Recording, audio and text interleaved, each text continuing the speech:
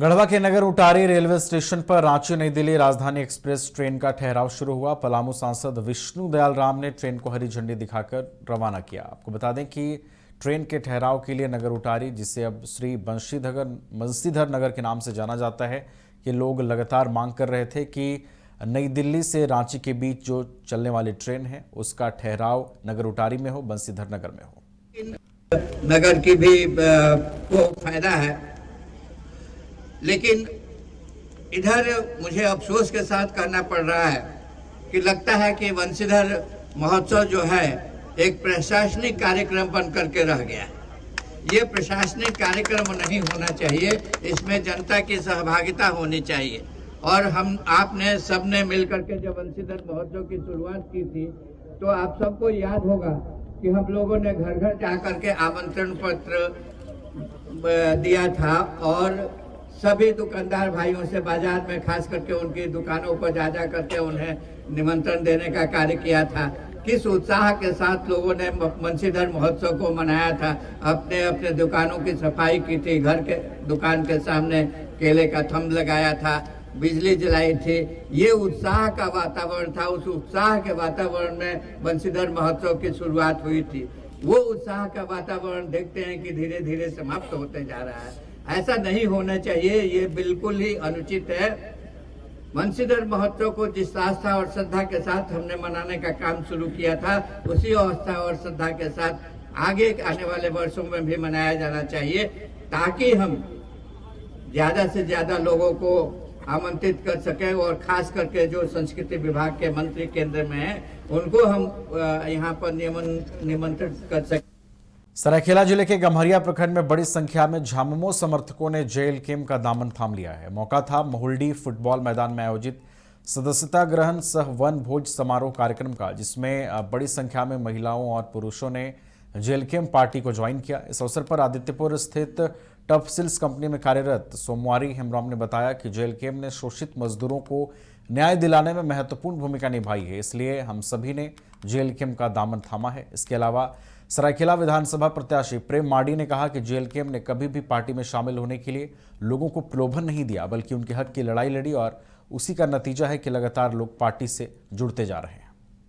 देखिए, आज लगभग सैकड़ों की संख्या में झारखंड लोकतांत्रिक क्रांतिकारी मोर्चा का बहुत सारे पुरुष महिला वर्गों ने आज दामन थामा है।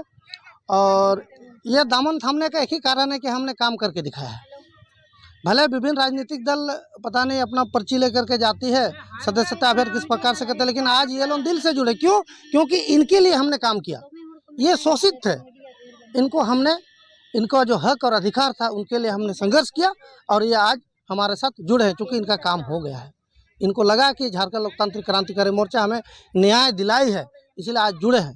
तो मैं समझता हूँ कि ये जो अभी वर्तमान में मुश्किल से मुझे लगता है 3-4 साल की पार्टी लगभग जेबी केसेस से जेएलकेम में आई, हमने हर जगह हर क्षेत्र में हमेशा से न्याय के लिए हमने संघर्ष किया है और आने वाले समय में भी हम लोग संघर्ष करते रहेंगे।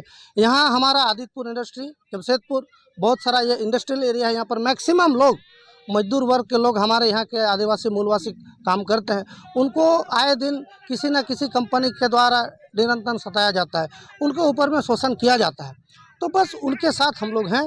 क्या कुछ आप लोग को परेशान किया? हाँ, हम तहसील में काम करते हैं, हम लोगों को SIP भी नहीं देता है और यही संडे सब ये सब छुट्टी उट्टी कुछ नहीं देता है। और हम लोग 10-12 साल हो गए और हम लोग को 280 रुपया देता है। इसके लिए हम लोग धरना में थे। अभी सफलता हो गया, अभी एक्सेप्ट कर लिया, वो देंगे बोल के, इसीलिए अभी हम लोग हाँ जेल के पार्टी के साथ हैं, जोड़े हैं। इससे पहले आप कौन सा पार्टी का समर्थन करते थे? इससे पहले तो हम लोग जेएमएम के पार्टी को समर्थन कर रहे थे। हाँ। कितने लोग जुड़े लगभग आप लोग का साथी लोग? आज हाँ? आज लगभग हाँ 100। हजारीबाग में अवैध बालू तस्करी के विरुद्ध प्रशासन के द्वारा लगातार कार्रवाई के बावजूद भी बालू तस्कर बाज नहीं आ रहे हैं। बता दें कि जिले के विष्णुगढ़ अंचल क्षेत्र 8 माइल के समीप विष्णुगढ़ अंचलाधिकारी ने कार्रवाई करते हुए बालू लदे एक ट्रक को जब्त किया है। बताया जा रहा है कि अवैध रूप से बालू का निर्यात विष्णुगढ़ अंचल के अल्पीटो गांव से किया जा रहा था। इस संदर्भ में विष्णुगढ़ अंचल अधिकारी नित्यानंद दास ने बताया कि आए दिन अवैध रूप से बालू उत्खनन और निर्यात को लेकर सूचना मिल रही थी, जिसके आधार पर यह दूसरी कार्रवाई की गई है। अवैध बालू के धुलाई का सूचना फिर से प्राप्त हुई थी कल शाम में, तो उसके बाद छापेमारी की गई और उसके दौरान एक वाहन फिर से पकड़ में आया है और ये मिनी हाईवा है और उस पर प्राथमिकी दर्ज करने की तैयारी हो रही है। 7 माइल चौक पर वो काफ़ी तेज़ी से आगे गए, उससे पीछा करते हुए पकड़ा गया है और इस प्रकार का और भी छापेमारी की जा रही है। कुछ अवैध बालू स्टॉकिंग की भी सूचना प्राप्त हुई थी, उस पर भी जांच किया गया और उन बालू को सुरक्षित अंचल सब प्रखंड कार्यालय के परिसर में रखा गया है और भी छापेमारी की जा रही है। और जनता से भी ये अपील होगी कि आप भी किसी भी प्रकार का अवैध माइनिंग से संबंधित किसी भी प्रकार का अगर आपको कुछ भी अवैध दिखता है, आप तुरंत फौरन उसकी सूचना प्रशासन। हजारीबाग में सरकारी जमीन पर अतिक्रमण कोई नई बात नहीं है। जमीन जब थाने के नाम पर आवंटित हो और वह अतिक्रमण हो जाए तो सवाल उठना लाजमी है। दरअसल हजारीबाग के बड़ा बाजार ओपी का भवन बस स्टैंड के निकट बनना है। वह जमीन चर्च की जमीन से सटा हुआ है। उस जमीन पर मसीही समाज ने चर्च का जमीन बताकर निर्माण कार्य शुरू कर दिया। जब बात बढ़ी तो प्रशासन ने काम रुकवा दिया। काम रुकवाने के बाद फिर से समाज के लोगों ने निर्माण कार्य शुरू कर दिया। इस बाबत हजारीबाग उपायुक्त ने जांच टीम का गठन कर दिया है। उपायुक्त का कहना है कि वह जमीन प्रथम दृष्टया खास महल की प्रतीत हो रही है। मामले में हजारीबाग एसपी अरविंद कुमार सिंह ने कहा है कि इस जमीन को लेकर जांच की जा रही है। उनके पास भी अतिक्रमण को लेकर ठोस जवाब नहीं है। मामले में आरटीआई एक्टिविस्ट मनोज गुप्ता ने कहा है कि सरकारी जमीन पर किसी व्यक्ति विशेष या धर्म का अतिक्रमण नहीं होना चाहिए। यह प्रथा शुरू हो गई तो आने वाले दिनों में जिला प्रशासन और सरकार को भारी फजीहत का सामना करना पड़ सकता है। कोई भी सरकारी जमीन जो परती पड़ी हुई है वहां अलग अलग धर्म के लोग अतिक्रमण करना शुरू कर देंगे। यह एक गलत परिपाटी की शुरुआत हो जाएगी। अब इस मुद्दे को लेकर उच्च स्तरीय जांच टीम गठित कर दी गई है। देखना है कि कमेटी जांच कर अपना रिपोर्ट कब तक सौंपती है। ऐसे तो देखिए, जितने भी सरकारी भवन या भूमि है तो पहले तो प्रशासन उस पर ध्यान नहीं देती है, और जब कभी प्रशासन ध्यान देती है तो इतना दबाव उनके ऊपर बनाया जाता है कि उनको लगता है कि हम कौन हजारीबाग के रहने वाले हैं, हमको इस भूमि से क्या लेना देना है। सरकार की संपत्ति जब सरकार के लोग ही नहीं बचाना चाहते हैं, या समाज नहीं बचाना चाहेगा, या हजारीबाग के लोग नहीं बचाना चाहेंगे, तो प्रशासन क्या कर सकता है। अभी जो जमीन का विवाद चल रहा है वो सरकार की संपत्ति है, लेकिन उसको बचाने के लिए जिन लोगों का दबाव है, सरकार भी उसी के पक्ष में आ गई, राजा भी उसी का पक्ष में आ गया और प्रजा भी उसी का पक्ष में आ गया। तो इतने दबाव में आखिर जो जिला प्रशासन है वो सरकारी जमीन को कैसे बचा सकेंगे। उनको तो समर्थन देना चाहिए, हर आम आदमी को देना चाहिए, जनप्रतिनिधि को देना चाहिए। जो लोग उच्च अधिकारी को अगर सपोर्ट नहीं करेंगे तो कैसे सरकारी जमीन बचेगा।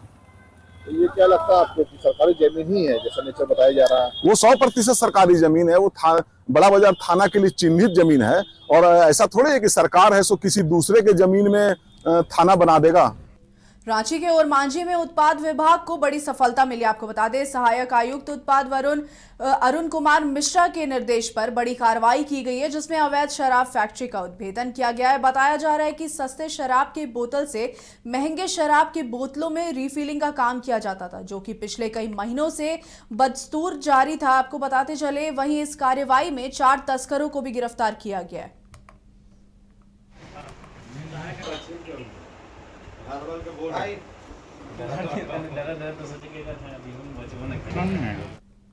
विश्व मौसम विज्ञान दिवस के मौके पर भारत मौसम विज्ञान विभाग मौसम केंद्र रांची को आम लोगों के भ्रमण के लिए सुबह 10 बजे से शाम 5 बजे तक के लिए खोल दिया गया, ताकि मौसम विभाग क्रियाकलापों और मौसमी उपकरणों के बारे में लोगों को जानकारी मिल सके। आपको बता दें, वहीं इस वर्ष विश्व मौसम विज्ञान दिवस का थीम एक साथ प्रारंभिक चेतावनी के अंतर को बंद करने पर है, और रांची के कई स्कूल कॉलेज के स्टूडेंट्स मौसम केंद्र पहुंचे, जहां उन्होंने मौसम और जलवायु संबंधित कई विषयों को लेकर जानकारी हासिल की है।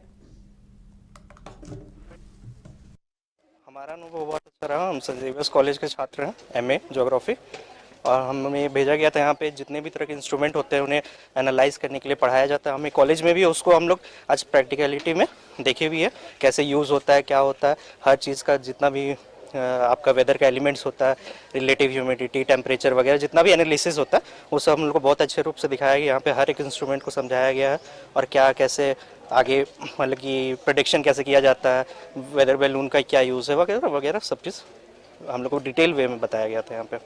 देखिए, आज विश्व मौसम विज्ञान दिवस है और आज WMO डे हम लोग 75वां सालगिरह मना रहे हैं। तो इन 75 सालों में आपने देखा कि जो नेचुरल डिजास्टर से होने वाली कैजुअलिटी है उसको काफ़ी कम किया गया है और अर्ली वार्निंग को काफ़ी बढ़ाया गया है। और इस साल का जो थीम है closing the early warning gap together, मतलब अर्ली वार्निंग को है और सुदृढ़ करना है और अच्छा करना है और साथ साथ में सारे स्टेक होल्डर्स, गवर्नमेंट एजेंसी के साथ साथ में जो पब्लिक है, मीडिया है, वो सब अवेयर हों कि उनको पता हो कि अगर कोई नेचुरल डिजास्टर आया है या आ रहा है तो हम लोगों को कैसे बिहेव करना चाहिए, कैसे एडमिनिस्ट्रेशन की बातें सुननी चाहिए और कैसे उसके लिए तैयार होना चाहिए कि उसके आने की वजह से जो हम पे होने वाला असर है उसको हम लोग मिटिगेट कर सके, कम से कम कर सके। तो ये एक अवेयरनेस फैला। आज दुनिया भर में वर्ल्ड ट्यूबरक्लोसिस डे यानी विश्व क्षय रोग दिवस मनाया जा रहा है। आपको बता दें, भारत को टीबी मुक्त करने के लक्ष्य के साथ भारत सरकार द्वारा कई अभियान चलाए जा रहे हैं। इसी कड़ी में आज विश्व क्षय रोग दिवस पर स्वास्थ्य विभाग धनबाद की ओर से राष्ट्रीय क्षय रोग उन्मूलन कार्यालय के तहत जागरूकता रैली निकाली गई है। रैली के माध्यम से लोगों को 2 सप्ताह से लगातार खांसी होने पर नजदीकी स्वास्थ्य केंद्र आकर बलगम की जाँच कराने पर जोर दिया गया। वहीं मौके पर मौजूद जिला क्षय रोग अधिकारी डॉक्टर सुशील कुमार ने क्या कुछ कहा है, आइए आपको सुनाते हैं।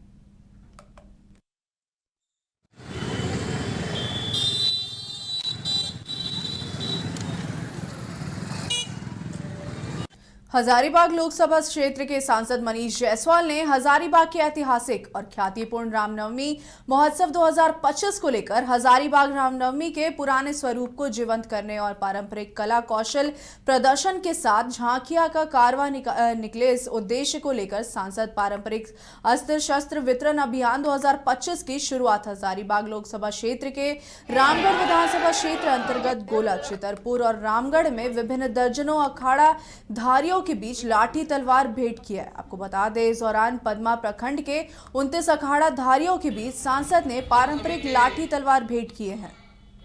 जोश के साथ हम लोग त्योहार में सम्मिलित हो सके। जय श्री राम, जय जय श्री राम।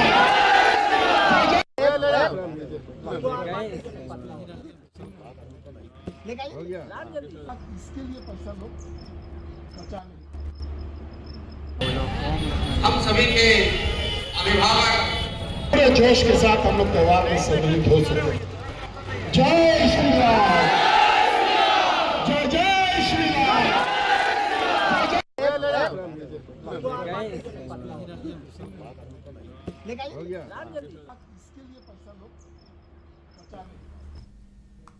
आईपीएल 2025 का तीसरा मुकाबला सीएसके और मुंबई इंडियंस के बीच खेला गया। इस मैच में सीएसके ने बाजी मारी, लेकिन झारखंड के लिए इस मुकाबले में बहुत ही गौरवशाली पल रहा, क्योंकि झारखंड के उभरते हुए खिलाड़ी रॉबिन मिंज ने मुंबई इंडियंस की टीम से आईपीएल डेब्यू किया। आपको बता दें, मिंज के डेब्यू के बाद आईपीएल खेलने वाला झारखंड का पहला आदिवासी खिलाड़ी रॉबिन मिंज बन गए हैं। उनके आईपीएल डेब्यू पर रॉबिन मिंज के माता पिता ने न्यूज बाइस्कोप से खास बातचीत में बताया कि हमारे लिए बहुत ही भावुक भरा पल था। वहीं उन्होंने मुंबई इंडियंस फ्रेंचाइजी को धन्यवाद देते हुए कहा कि मुंबई इंडियंस मैनेजमेंट को रॉबिन मिंज के ऊपर भरोसा जताने के लिए दिल से शुक्रिया।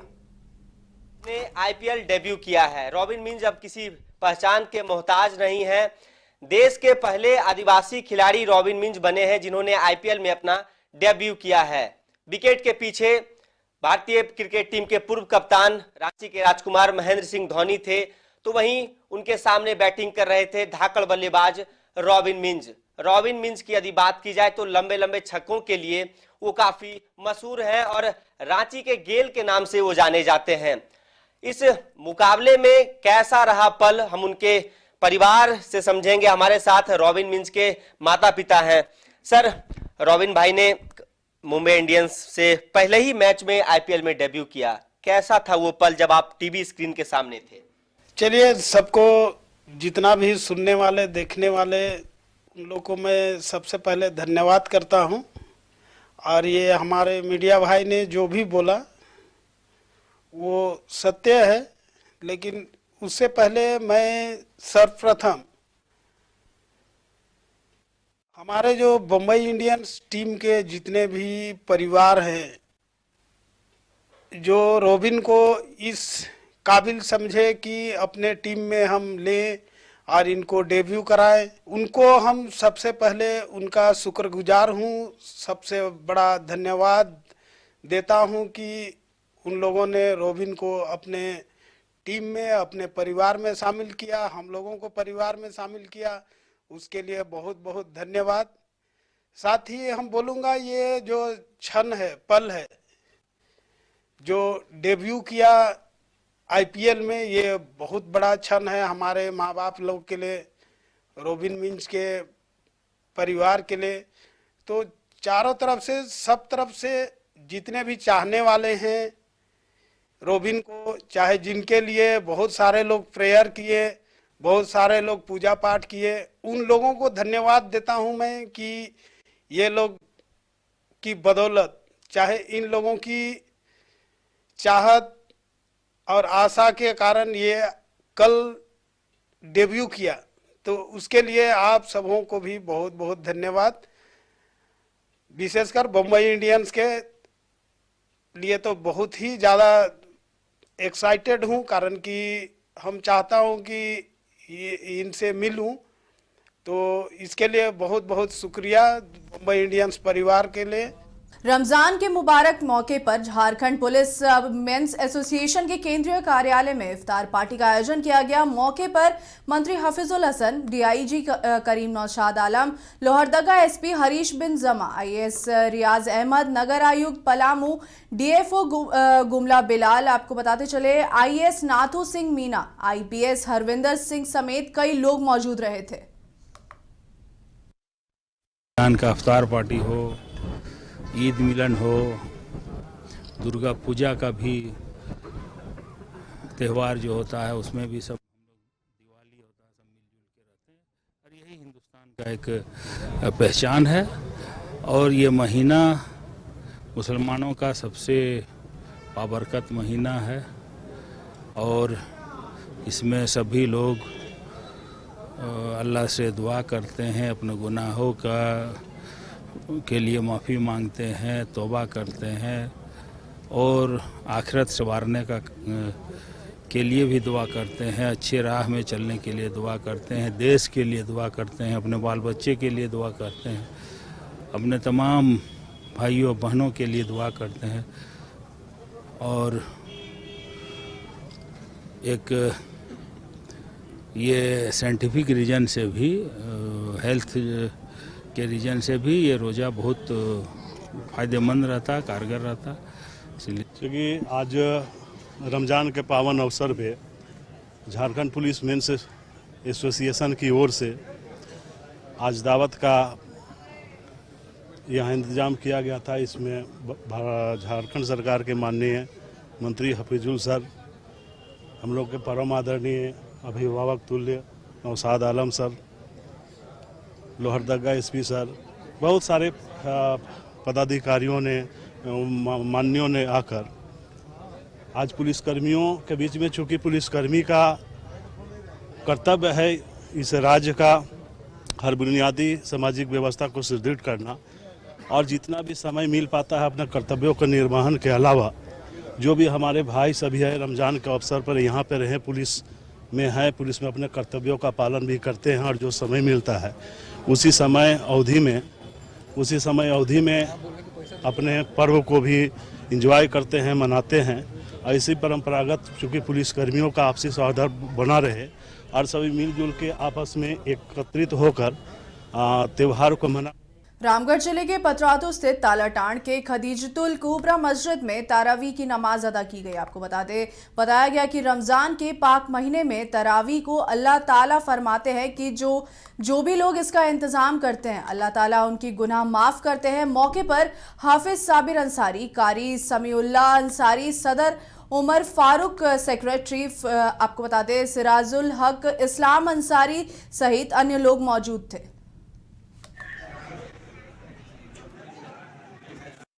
ये रमज़ान जो है ये बहुत बरकत का महीना है, खुशी वाला महीना है, अमन और सुकून वाला महीना है। इस महीने में जो है बस अपने आप को, अपने उस पाक खुदा को जिन्होंने पैदा किया है उसकी इबादत करें। और महीना जो है हम लोगों का रोज़ा रखने का आता है, रोज़ा रखें और रोज़ा रखने के बाद जो है कुरान करीम जो है हम लोग की जो किताब है उस किताब को जो है नमाज में जो है खड़ा होकर पढ़ा जाता है 20 रकात। अल्हम्दुलिल्लाह आज वो जो पूरा 30 पारा जो है मुकम्मल हुआ।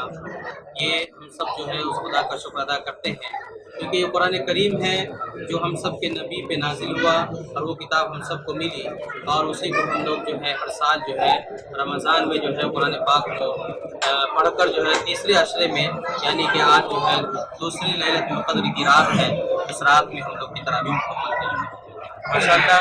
ये हमारे गांव और हमारे पूरे कमेटी के लोगों का हम शुक्र अदा करते हैं तो हमारे यहाँ तरावीह हमारे सुकून से बहुत अच्छे से माशाअल्लाह हुई है। गिरिडीह के गांवा थाना क्षेत्र के बिरने गांव में करंट की चपेट में आने से एक महिला की मौत हो गई है, जिसके बाद पूरे गांव में मातम पसरा हुआ है। आपको बता दें, मृतका बिरने गांव निवासी विनोद यादव की 22 वर्षीय पत्नी सुधा देवी थी। वह सुबह किचन में साफ सफाई कर रही थी। इसी बीच वायरिंग तार के झटके से वह बेसुध होकर गिर गई, जिसके बाद आनन फानन में उसे सामुदायिक स्वास्थ्य केंद्र गांवा लाया गया, जहां डॉक्टर ने महिला को मृत घोषित कर दिया। आपको बता दें, मृतिका का विवाह कुछ माह पूर्व बीएसएफ जवान विनोद यादव से हुआ था।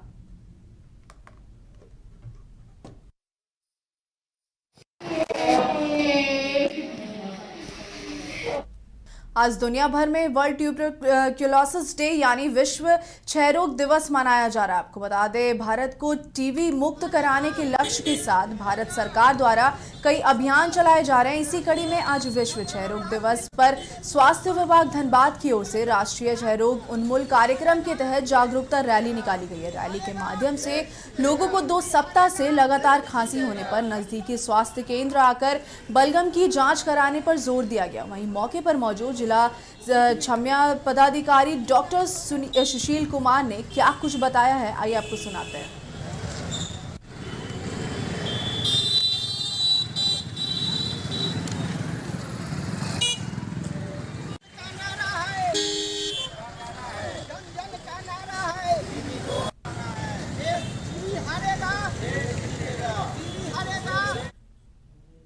झारखंड में विस्थापन के खिलाफ संघर्ष कर रहे संगठनों ने आज रांची में विधानसभा मार्च का आह्वान किया। आपको बता दें, इसी कड़ी में हजारीबाग जिले के से सैकड़ों की संख्या में लोग रांची के लिए रवाना हुए हैं।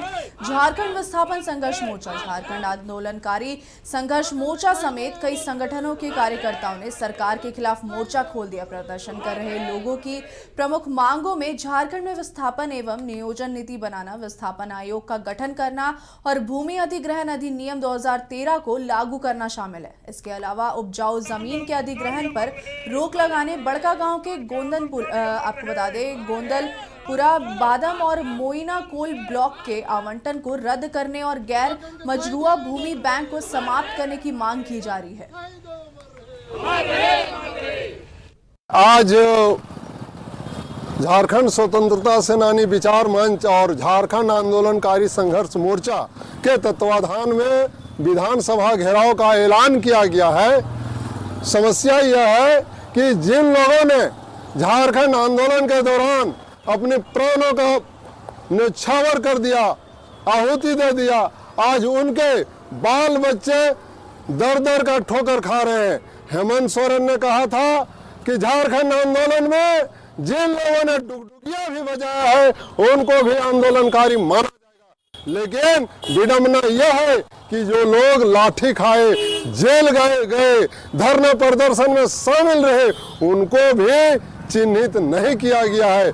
इसीलिए आज हम लोग आंदोलन करने जा रहे हैं। हजारीबाग से लगभग 10 बस, चतरा से 60 बस, छोटी बड़ी गाड़ियां हजारीबाग से करीब 70-80 गाड़ियां जा रही है पूरे हजारीबाग डिस्ट्रिक्ट से, और लगभग 25 से 30 हजार लोग बिरसा चौक में आज कुछ करेंगे और विधानसभा मार्च करेंगे।